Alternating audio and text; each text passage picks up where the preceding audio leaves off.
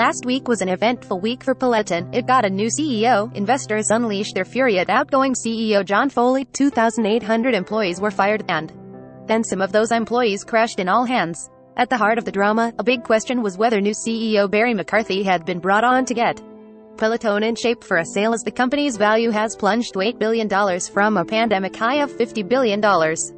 However, in a Financial Times interview, McCarthy has officially nixed the idea for the foreseeable future. "If I thought it was likely that the business was going to be acquired in the foreseeable future, I can't imagine it would be a rational act to move across the country. There are lots of other things I could be doing with my time that are quite lucrative than hanging out with a business that's about to be sold," McCarthy told the Financial Times, referring to the fact that he'll be moving from California to New York for the job. McCarthy emphasized that Peloton had room to grow and that he would focus on the content because Peloton is a connected fitness company, not a bike company. Something that product reviewers and analysts have been saying since day one. This tracks with McCarthy's background. Before becoming Peloton CEO, McCarthy was the Chief Financial Officer at Netflix and Spotify, as well as Chief Operating Officer at the ill-fated, ill-remembered mobile payment app Klinkle. Following McCarthy's appointment, Foley touted his experience with digital streaming services and subscription business models.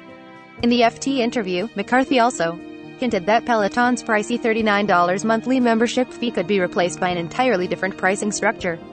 Peloton is separately working on a connected rowing machine, as well as a dedicated strength training system.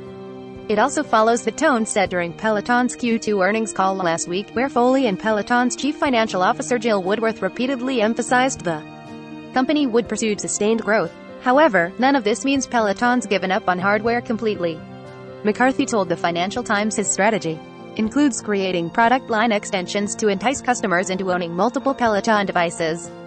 The report also notes that Peloton is separately working on a connected rowing machine, as well as a dedicated strength training system.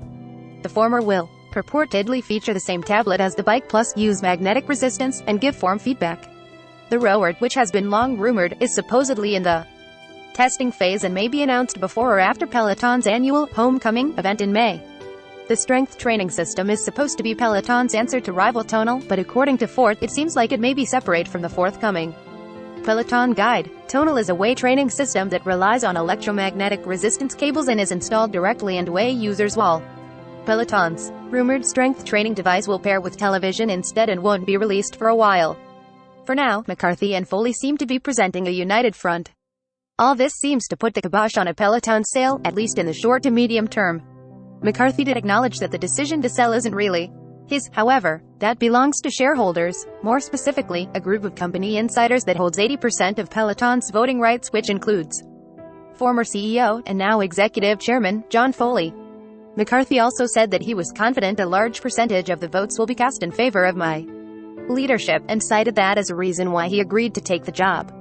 The Financial Times interview, however, also made it clear that Foley isn't going anywhere either. While McCarthy tried to underline that the buck stopped with him, he also said Foley would continue to play an instrumental role in Peloton's products, strategy, and vision.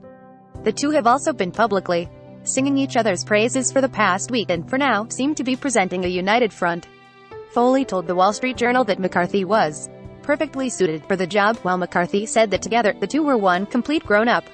This time around, McCarthy indicated he wouldn't be leaving Foley behind, and McCarthy said he intended to suck every ounce of superpower out of him for as long as Foley would let him. Recommended by